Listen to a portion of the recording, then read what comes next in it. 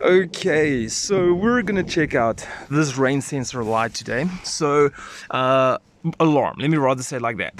So usually when I switch on the car, I have a bunch of alarms coming up, and it's annoying now. I said I'm gonna target them one by one. So the rain sensor alarm is basically the one right behind. So it's sitting just over there. If we go outside the car, I can show you quick. Let me just get up. So here goes the mirror basically, and here it is. So you can see that little white dot there. I think there's like another sensor kind of thingy over there. So sorry, it's a little bit dirty. So basically this is where the rain sensor light is. Okay, so I'm gonna quickly show you. I'm gonna turn the ignition on. Let's actually close the door. You guys are gonna see a bunch of alarms now. Basically, this one is saying that my oil level is too low, but it's the sensor which is malfunctioning. Basically, I have a dipstick in, the oil level is fine. Because there it says that sensor is defective. So the next one is gonna be the rain one. There we go, this is the one. This is the one that I'm gonna fix in today's video, and then I have another one of the number plate light. Oh my word. It's like, so I got those three ones I have to fix. So I'm gonna try to see if I can fix the rain sensor light over here. So basically what I did was, I connected my VCDS, is currently plugged in over there. So if we go over here, we can basically see the top one, rain and light recognition sensor, no signal, and then blah blah blah blah blah blah blah. The mileage and all of that. My car does have low mileage for a 2011 car. So basically I've got a few things here. Obviously no signal indicates a fuse might be popped. I'm gonna use this over here. This is basically just like a panel remover kit kind of thingy. I've got the full kit, but I only need this one. So this is basically, if I'm not mistaken, the rain sensor is in between the left side of the dash and the right side of the dash. Because I'm at the right side, we're going to start at the right side. And then also some long nose pliers, just to pull out the fuse. And then lastly, we have this. So this is pretty cool. It's a new thing that I got now. So you plug it in on the ground, and then this part of here you will connect it to the fuse, or whatever the case is. It will be in positive. And then, yeah, basically it'll show you the voltage going through the area and all of those kind of things.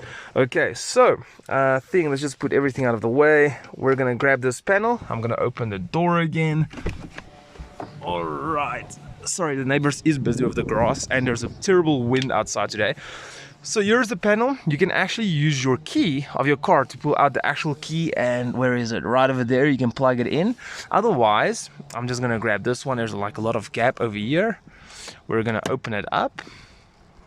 I'm trying. My left hand is a stupid hand. Sorry everyone. There we go. And this is how it looks like. Okay. So please do take note of the colors. We got like what is that, a red, then like a yellow kind of, and then a black color. So if we come here, this is how it looks like. This is the diagram of how the setup is here on the right, and here's everything written down. So basically we've got the fuse carrier black. So if we read this part, everything is for the black carrier, which is the far right, and then that also means that it's the far right one, which is this one over here. What stands at the bottom? Oh, it's got like quartz, braun, rot. So that's probably like black, brown, red. I can't speak German. Anyway, so here's the black one. Then over here we have got fuse carrier red, and did I miss the brown? Where's the brown? Oh, there it is, fuse carrier brown. Alright, so now I can speak German. Rot is red, guys. Okay, so what we're going to do is we're quickly going to go to the top. So here what happens is the alarm is showing that my auto headlight range control is not working, but the alarm is saying the rain and light recognition sensor. So basically, which means it is that sensor. So we're going to work our way through from the fuse. We're going to come here, we're going to remove the panel if we have to. We're going to check if there is power on the cable with this thing over here, and if there is power and there's like still no recognition, it means the sensor is most probably faulty. So it will not be the headlight range control, but it is 6 and 7. I mean, like, we can always test it. So 1, 2, 3, 4, 5, 6, 7. All right, let me grab the long nose pliers quick. Sorry guys, I'm going to have to use my right hand now. So if I'm looking at this is 1, 2, 3, 4, 5, 6. So it's these two 5 amps. Okay, obviously it will not focus now. Let's see if I click on it. Come on. It doesn't want to work. let's do it like this. There we go. This one is fine. We're quickly gonna put it back in. There we go. And then we're gonna go to the next one. Let's keep it here over the pants again. And it is also fine. All right, let's go and put that one back in. Okay, so it's not those two. Let's continue. So BCM1, adaptive cruise control, gear shift, heated washer jets, air conditioning, phone pre-installation airbag terminal. Okay, so we're going to the brown now. So interior mirror, clutch sensor, fuel pump, diesel, petrol, TDI ultra low emission system. Seat heating without ventilation for if you fart. Horn, windows, lifter, engine for doors, lifter, wiper doors. Oh, there we go. Rain sensor, light sensor. It's basically exactly what it says. It says rain and light recognition sensor. Okay, so this might be the one. Okay, so where is it though?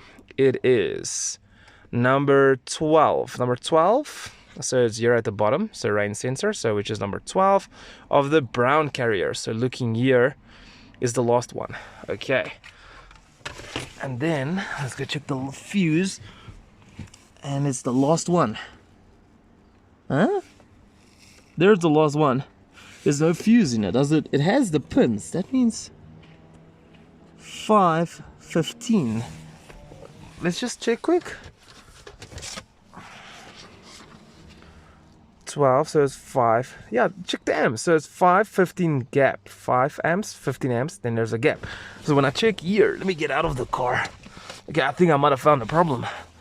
So basically, this is the 5 amps, supposed to be 515 in the gap, because it's 1, 2, 3, 4, 5, 6, 7, 8, 9, 10. Yeah, 15 should be the gap, which means that this was installed incorrectly, which means the 5 needs to go down to 12 over here. But let's just make sure it didn't pop.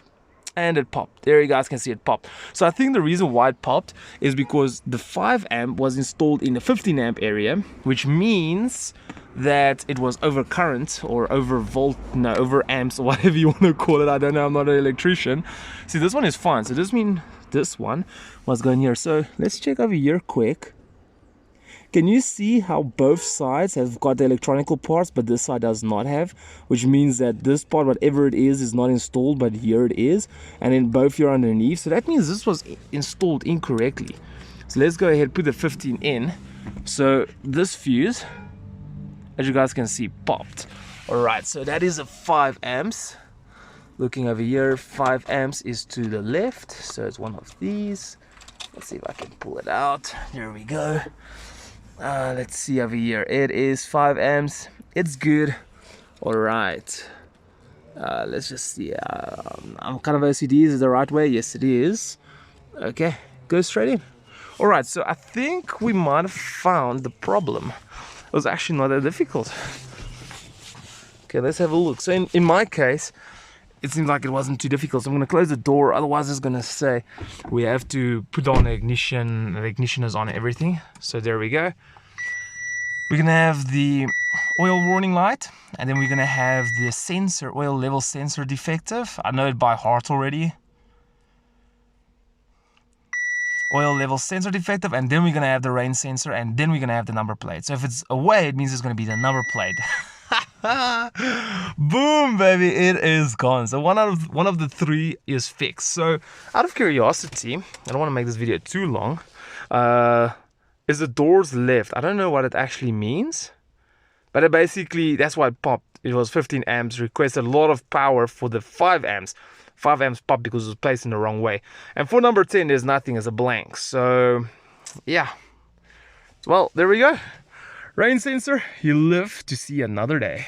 Anyway, guys, thanks so much for watching. Time for me to attack the 2 other alarms now, because yeah, I just absolutely hate these alarms popping on the entire time.